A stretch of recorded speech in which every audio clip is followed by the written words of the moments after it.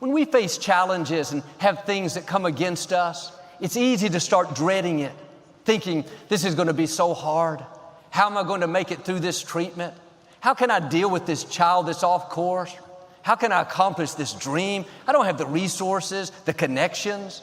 And yes, there are seasons where we have to endure, do the right thing when it's hard. But there are also times that God will step in and make it easier than it looks. The scripture says He goes before us and makes the crooked places straight.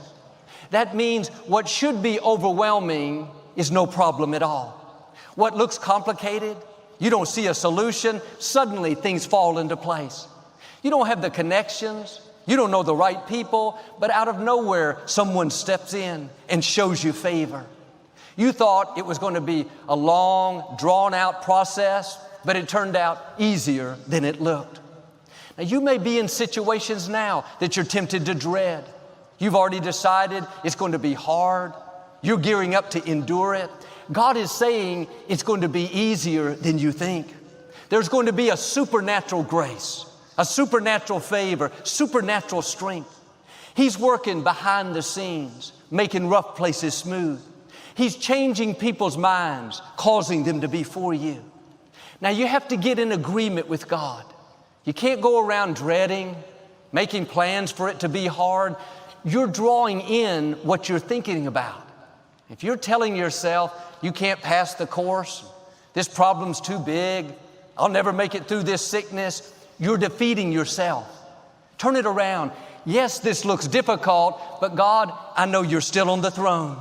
You said your yoke is easy and your burden is light.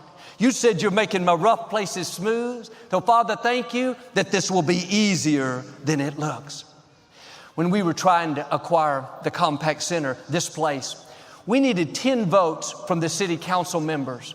There were 14 of them in all. We had worked a long time trying to convince them. We finally had the 10 that we needed. But 2 days before the main vote, one of the council members that was for us received so much pressure from the other side, he decided to be out of town. Him not being there was a vote against us. We were so disappointed. 2 years of hard work. It looked like it wasn't going to happen. I went to visit a council member that had been against us the whole time. He's a young Jewish man. I thought this was my last shot. I had my best speech prepared. This was going to be my biggest, strongest, most persuasive talk that I'd ever given him. I'd heard all of his reasons why he wasn't for us. I was going to go one by one and show him that that wasn't right. I walked in all fired up, ready to go. Just when I was about to start, he smiled and said, "Joel, don't worry, I'm going to vote for you." I was so focused on my speech, it didn't fully register. I thought to myself, did I just hear what I thought I heard? I must have looked confused because he said it again. "Joel, I'm going to vote for you." I nearly passed out. He went on to tell how an older Jewish woman had called the night before. She was a good friend of his family, someone that he really respected, but he hadn't spoken to her in over 20 years.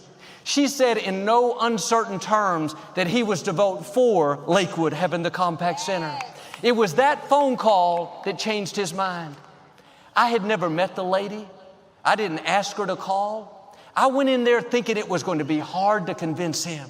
I was going to have to give it my all. What I didn't realize is God had gone before me and made my crooked places straight. It was easier than I thought. God has the right people lined up for you. He knows how to change people's minds. He knows how to cause them to be for you. You don't have to do everything in your own strength, your own talent, your own ability. The Most High God is going before you. He's fighting your battles. He's arranging the good breaks, the healing, the favor, the promotion.